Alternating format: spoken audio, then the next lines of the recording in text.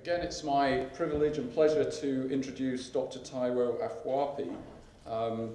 Taiwo is principal clinical psychologist and systemic psychotherapist working in South Camden Community CAMS for the Tavistock and Portman NHS Foundation Trust.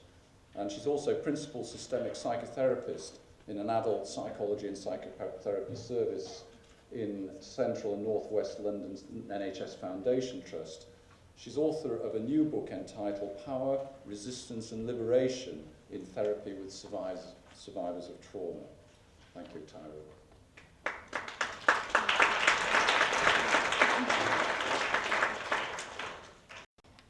Good morning, everybody. Can you hear me okay? Yes? Okay.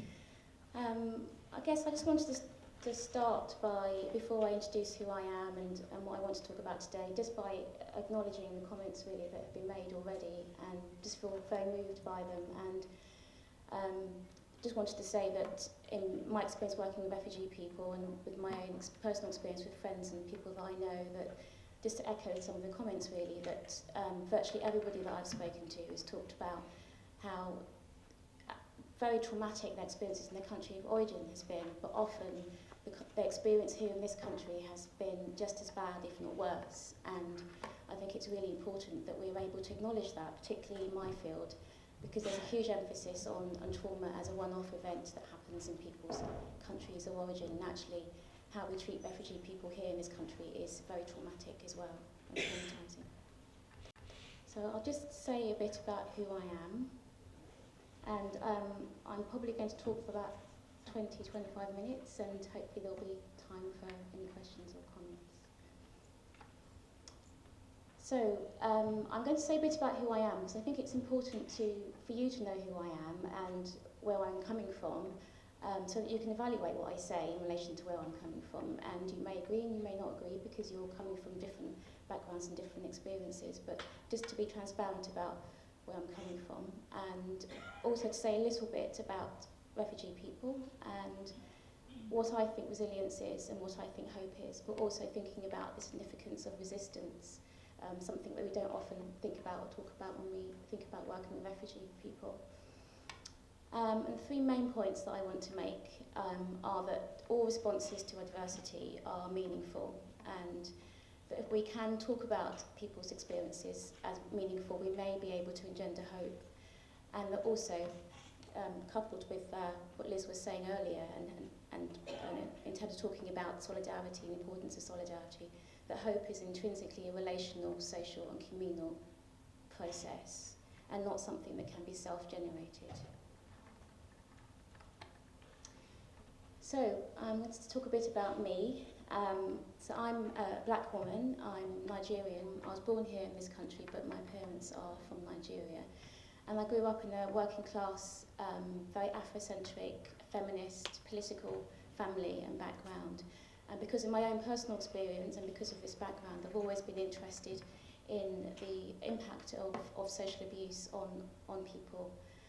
Even before I trained as a psychologist and a therapist, that was my main interest. And I wanted to do psychology and therapy in a way that was empowering and that respected people's experiences. Particularly given that my field does tend to focus on individuals and what's happening inside of them rather than their experiences. I also want to say a bit about my culture as well, because I'm from a collectivist culture, so the person, the self, is intrinsically relational and social, and so there's intrinsically an idea that you can't understand one person without understanding their experience and their relationships. So that's also very much part of who I am and how I see things and how I think about things. When I qualified as a psychologist, I also did my training in systemic family therapy, and I worked initially in a community-based psychology service, setting up community services for transitional populations, which included refugee and asylum-seeking people, but also women escaping domestic violence, substance misusers, the travelling community, homeless people, and so on. And after that, I also managed a family therapy service and started working at the Medical Foundation and worked there for 10 years. And it felt really important for me to be able to work in a human rights environment. Also, because of who I am and my background, I'm also very much interested in the importance of social connection and creativity as an important way of thinking about how we see the world. Sort of linking on with what Liz was saying earlier, really, that refugee people are ordinary people, and they are refugee people and asylum-seeking people because of socio-political circumstances and human rights abuses, and their attempts to achieve asylum through legal means. I think, again, because I'm coming from a field that writes a lot about refugee people and almost as though it's like a psychological phenomenon, and actually it's not. It may have psychological implications, but it's the socio-political situations that people experience that leads them to be refugee people and seek asylum.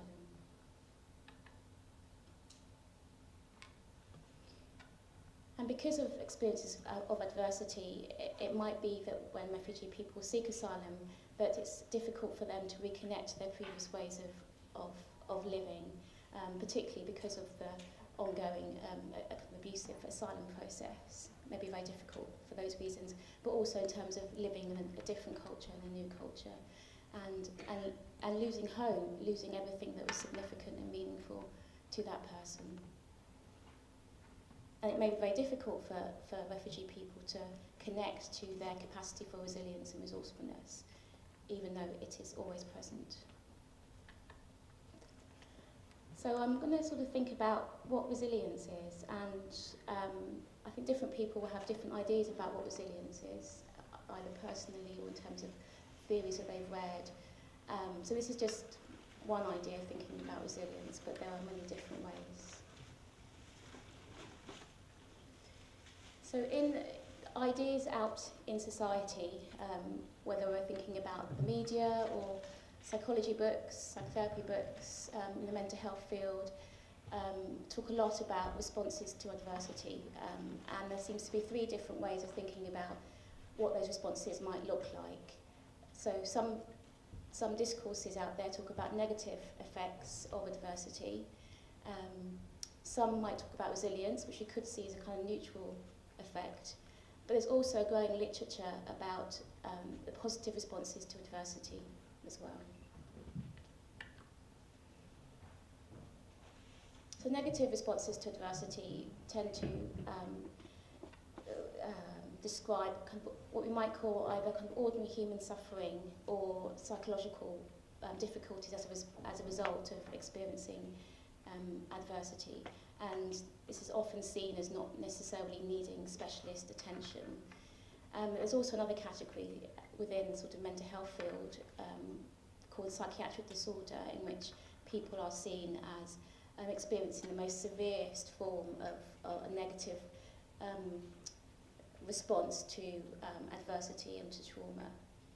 And I have a real problem with the idea of labelling somebody with a disorder who's experienced social abuse and interpersonal and personal abuse and violence and persecution. But this is very much common within the field that I work in. And I'm pleased to say that there has been an increasing critique of the idea of labelling somebody with a disorder who has experienced torture or trauma for all kinds of reasons, cultural reasons, in that psychiatric diagnoses are based on Western ideas of what is healthy, what is normal, what is healing, and they're not based on other worldviews and may not be appropriate. But also, what does it say to the person who's been persecuted and violated and harmed in some way, to say that they have something wrong with them, something wrong that's internal to who they are? But also we could argue that responses to adversity are normal. Any response to adversity is normal. So how can we say what is pathological, what's a pathological response and what is just a response? Where's the cut-off point and who decides based on what? So I would argue that it's normal to react severely to extreme events. And it might sound a bit strange to think of resilience as a sort of neutral response, but my colleague, Renos Papadopoulos, is also a clinical psychologist and family therapist. He used to work at the Tavistock. He talked about resilience as a sort of neutral response, because resilience is thought of as the ability of the body or a being not to alter even when subjected to severe conditions. So we think about the resilience of a person in terms of or their family or community, in terms of being able to withstand negative change despite adversity, or the ability of a person, family or community to retain positive qualities despite adversity. So it's something about existing personal qualities, positive qualities, surviving despite the experience of trauma and adversity. And that's how we often think about resilience. And the reason why this is distinguished from a sort of positive response to adversity is that Papadopoulos argues that there's a lot of literature that suggests that given time and given positive circumstances, useful and enabling circumstances, that difficult life events can actually lead people to experience growth, and they can often feel strengthened by their experience. So some people have talked about post-traumatic growth, and some people have talked about adversity-activated development. The main problem I have with the idea of post-traumatic growth is that for refugee people, there isn't often an experience of trauma that has ended. Even when people come to this country, their trauma often continues because of how they're treated in this country. So we can't really talk about someone being post their trauma. But we can talk about the ways in which people feel strengthened by their experiences. So whereas resilience is about retaining positive qualities that were there before, adversity-activated development or post-traumatic growth is about the emergence of new elements, so qualities that perhaps either the refugee person didn't know they had or didn't have prior to their experience of adversity. So why is any of this important? I'm going to talk a bit more about why this is important now, because I think it's important that it doesn't come across as though I'm saying that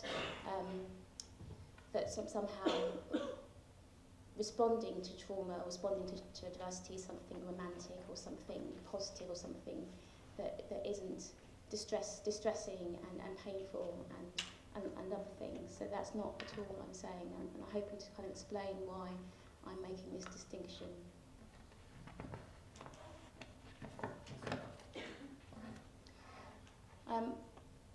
One of the reasons why I'm saying that all responses are meaningful, again, is to challenge this idea that some responses are the result of some kind of disorder, and to say that responses say something very important about the person, but also about their experience and about society, and about what needs to change in society. And somebody called Alan Wade, who's also a systemic therapist and psychologist, talks about the difference between our emphasis on the effects of experience and thinking about how people respond to their experiences. So within psychology, in the field of psychology and psychotherapy and psychiatry, there's a real emphasis on theories and literature talking about the effects of particular experiences. So we talk about the effects of abuse and the effects of domestic violence or the effects of torture. And although it's important to think about the effects of these experiences, I think what Alan Wade is trying to say is that human beings aren't objects, and whereas you might hit a table with something and we know what the effect will be, a person is something very different. A person responds and always responds to their experiences. And it's important that we're able to recognise people as responding to their experiences. Otherwise we may reduce them to, or dehumanise them by reducing their dimensions. And And I really like the way that Alan Wade emphasises the fact that people respond to their circumstances, so that whenever someone's harmed, they always resist their experience in some way. And he talks about resistance and responses being multiple and multi-layered. There's all different kinds of ways of responding and resisting. But whereas effects, when we talk about an effect, we're talking about a one-way relationship. X does something to Y and there's an effect. When we talk about response, we talk about the person who's being harmed taking a stance in some way. And these stances that people take are often based on who they are and what's important to them and what's meaningful and what they value. But the other important thing, I think, about the distinction between effects and responses is that if we focus on people's effects and what's been done to them and reel off all kinds of psychological terms to describe how people have been harmed, we may contribute to constructing people as vulnerable and fragile in ways in which, as Liz was saying and as other people here can testify, refugee people certainly aren't. Fragile, and although they may experience distress and feel very vulnerable because of their circumstances, they're incredibly resourceful and resilient. So resistance talks about personal and collective agency. I think that's very important that we focus on that. So what does it mean? Well, in any resistance and responses can mean anything really. So in the ways in which a perpetrator might isolate a victim might cause a certain effect, but any way in which that person finds a way of speaking out or connecting with others or forming relationships or being able to maintain relationships, continuing to be able to love and to care for other people is a form of resistance against that effect. Or if a perpetrator wants to humiliate and control a person, any way in which that person holds dignity and a sense of self is a way of resisting, responding to that experience. And we can go on and on and on. And often how refugee people present, we label as psychological distress or disorder, you could actually see as a form of response and a form of resistance. And because of the nature of the oppressive context that refugee people often live in the country of origin, but also in this country, open defiance is often the least common form of resistance, actually.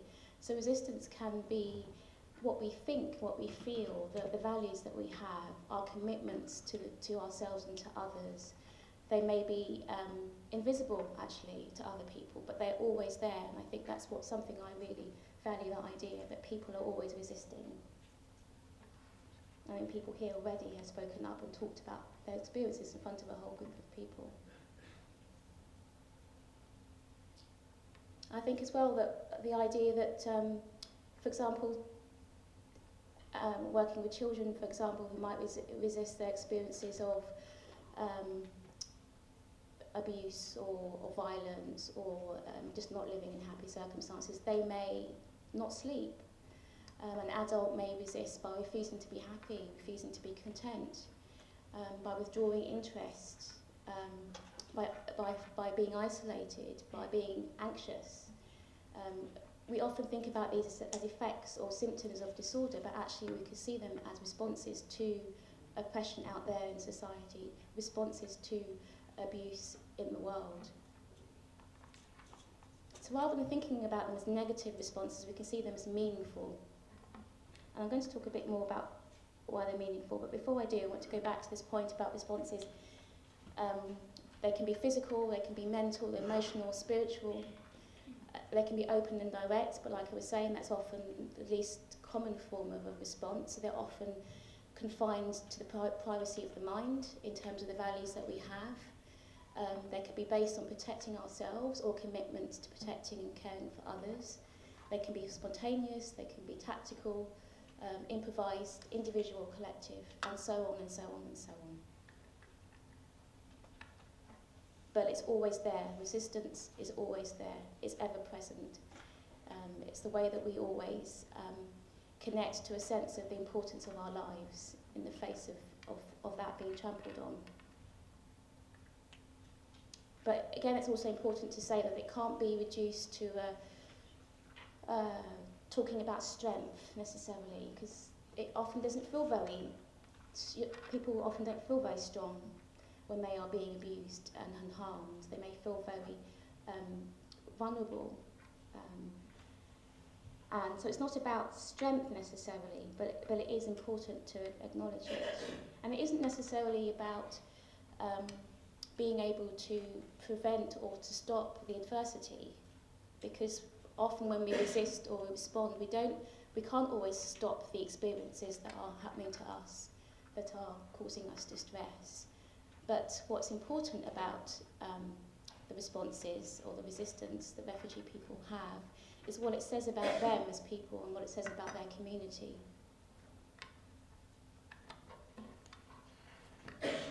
And this is why I say that I think that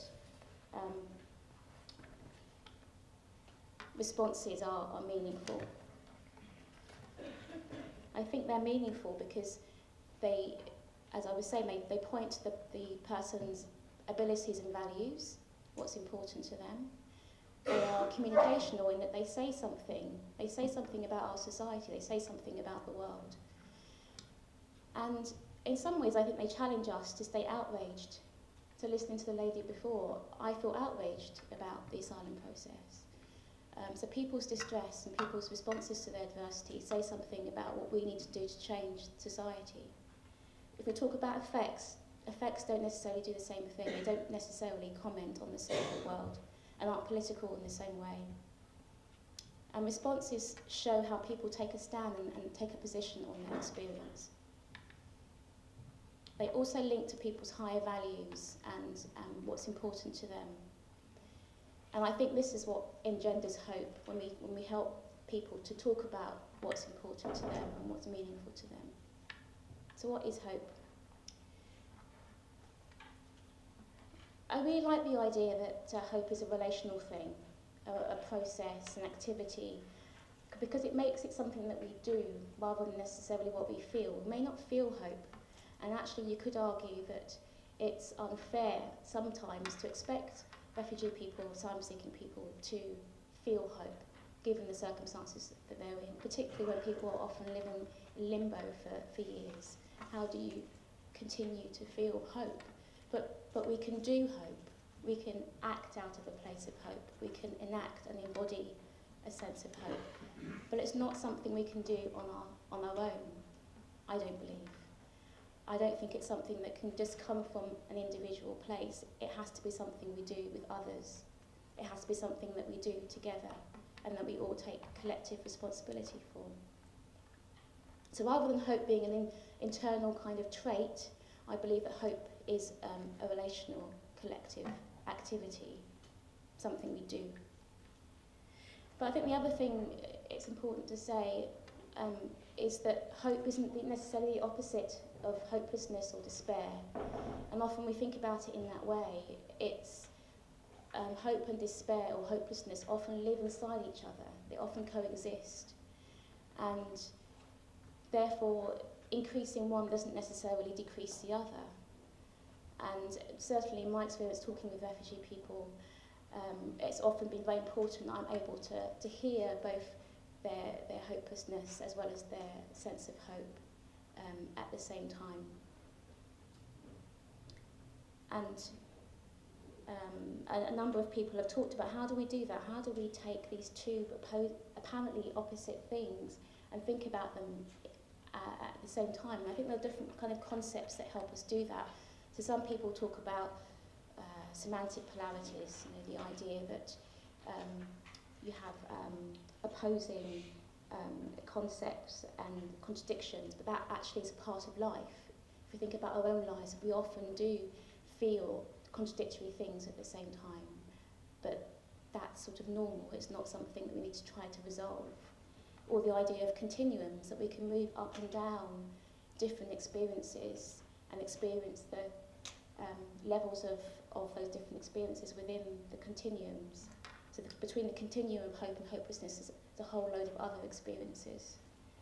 Or the idea of kind of strong irony, the idea that two things can live side by side and that we can mean them both.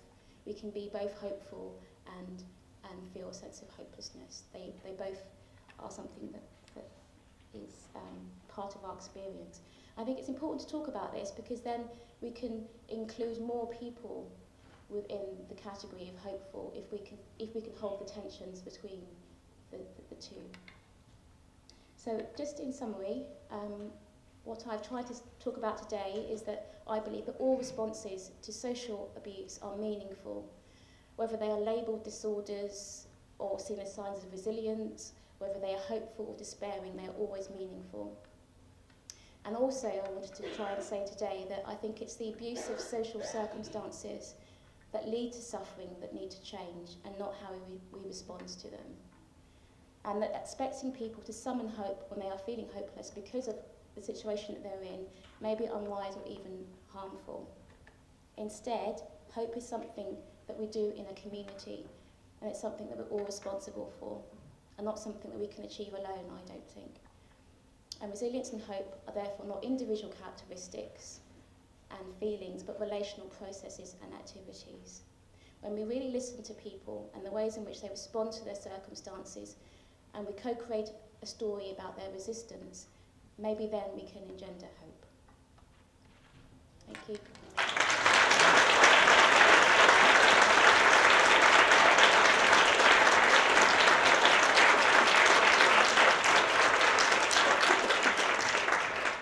Thank you, Taiwo.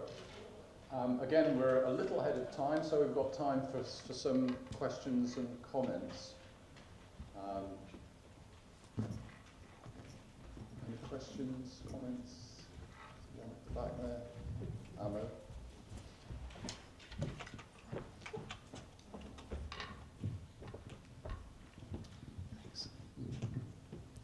Hi, my name's Amo.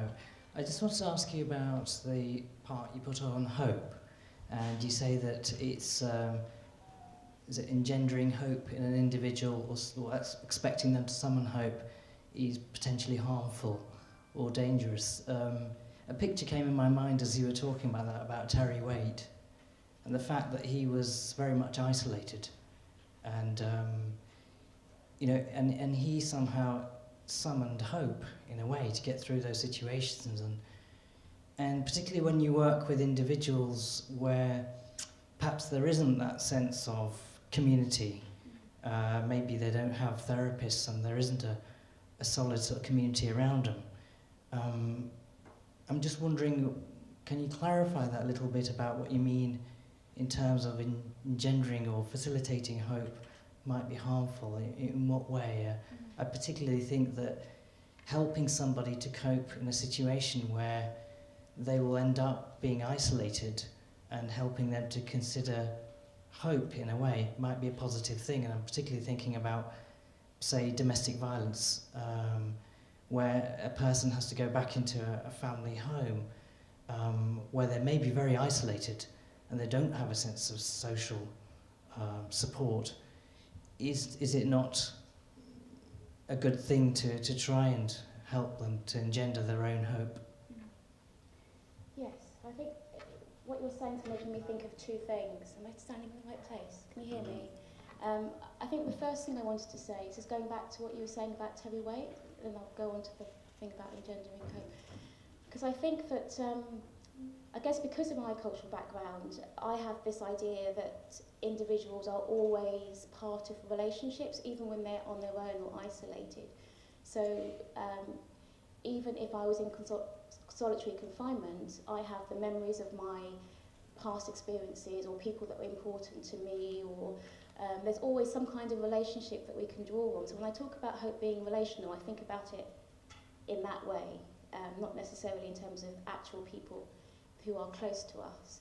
I guess what I meant when I was saying that expecting someone to be hopeful may be dangerous is that because I see hope as relational and people's experiences as being part of their social context and what they're experiencing, if the social context is such that that person feels hopeless, then it might be the kindest thing to understand that they feel hopeless, but to hold that hope for that person until they can come back to it. So, for example, when I'm thinking of working with refugee people who have who are living in limbo, who don't know whether they're going to be able to stay in safety or they're going to be sent back to a place of, that's not safe, for want of a better word, or who are being moved around all the time, who are experiencing daily racism and discrimination, all kinds of things are happening to them.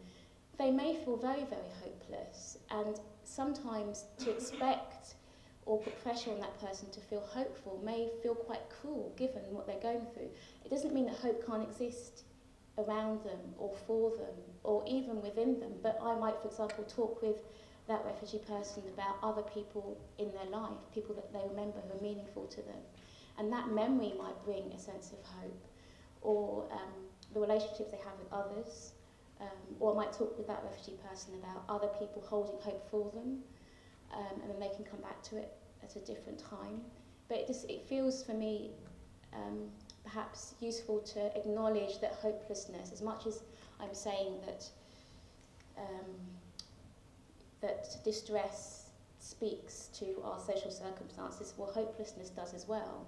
And sometimes if we ignore the hopelessness, we're kind of almost ignoring the circumstances that people are going through. So I guess because hope and hopelessness are so linked, in a way we're saying the same thing, because they're part of the same thing. But I'm just saying that sometimes in our desire to make somebody feel hopeful, come on, it's okay, actually it's not okay. And really entrenching ourselves in that sometimes is really helpful. Not in a kind of passive or let's just not do anything kind of way, but in a way that galvanises us to change the circumstances that cause the hopelessness. So I don't know if that's sort of... The way I would see what you're saying about trying to summon hope in that situation is not creating unrealistic expectations. I suppose it's the thing about positive thinking, isn't it? It's a bit like saying to somebody in Ethiopia who's very, very poor, for example, in starvation, oh, don't worry, there's always going to be a drop of rain somewhere, there's a sense of generating unrealistic positive type thinking when reality around you informs you that actually that's not the case. I think that's very helpful to not engender that kind of positive thinking when actually they're really not in touch with reality. But I wonder whether actually generating hope in a person, and they can develop that, I'm not sure if that's really a harmful process. Yeah, no, I see what you're saying. And I know that probably your background and your theoretical background from your psychotherapy is very much relational, and I think that's probably where your models and your kind of therapy comes from. But I actually see that there's a very positive thing, a very useful thing about helping people to try and engender hope and create that hope, provided it's not unrealistic, and it's not, there's a sense of that they can't achieve it. Yes, I agree. And it depends how we do it as well, I think is important. So we do it in a way that holds the tensions between hope and hopelessness, so that we can also understand why they feel hopeless as well. So yeah, thank you. Yeah, we'll go to the lady in the corner who's been waiting a long time. Now is the difference. It's in connection with what she's saying about psychology. It's all about the mind. And it's like what we are going through as asylum seekers is not only the mind. It's like the body when it's going through rough situation. There are many parts of the body which react to that, like the pancreas, for example. They release insulin, and by that you have fight or fright, the adrenaline, and you react to the circumstances. It's not only your mind, it's your body, and it's killing you inside. You'll develop cancers, you develop all sorts of sicknesses inside your body. And a lot of people now are suffering, not of the mind only, but the body. They are being killed inside out. By the time it reflects outside, somebody is already dead inside. So what are we going to do with that? Yes. Thank you.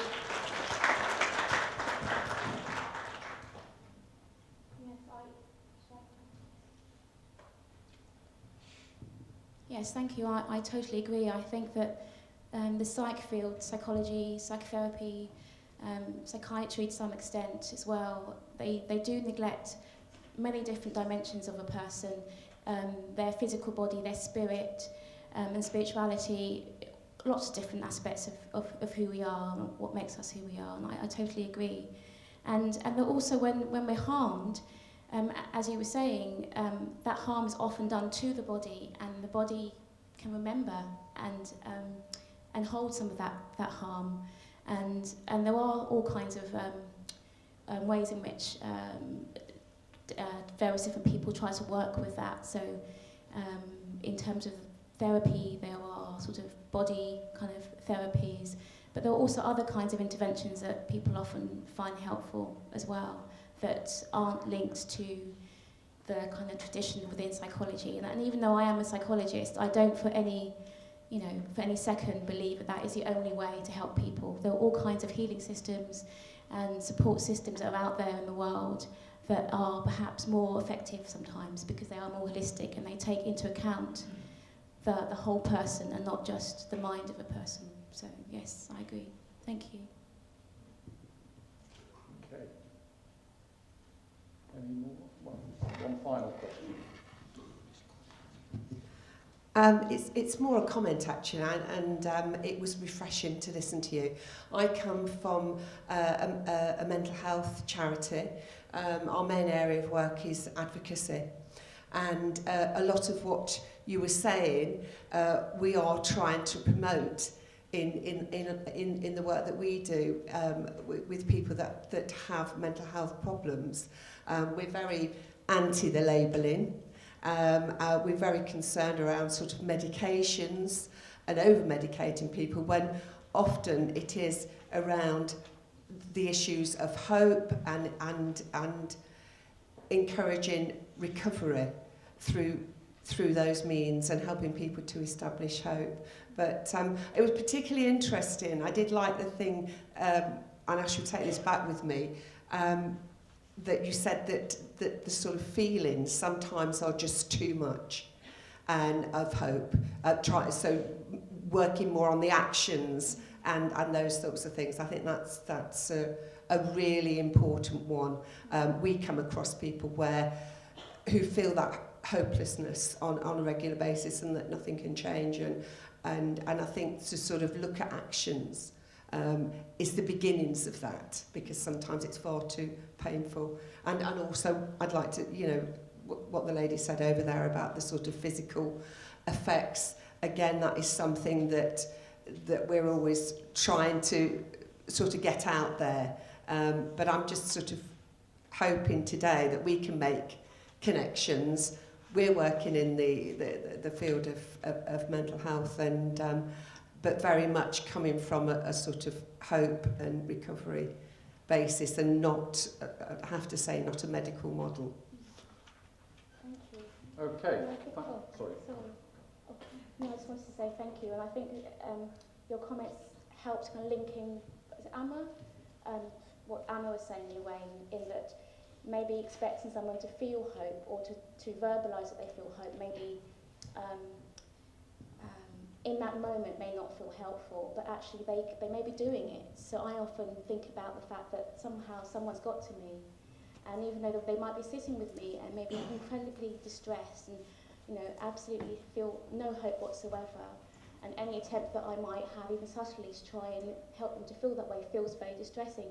Somehow they're doing it by coming to see me, or by other things that they might be doing. They find it somehow in their relationship. So I think, thank you for highlighting that point. And it's great to hear that you're doing that work. Thank you. Okay, thanks very much.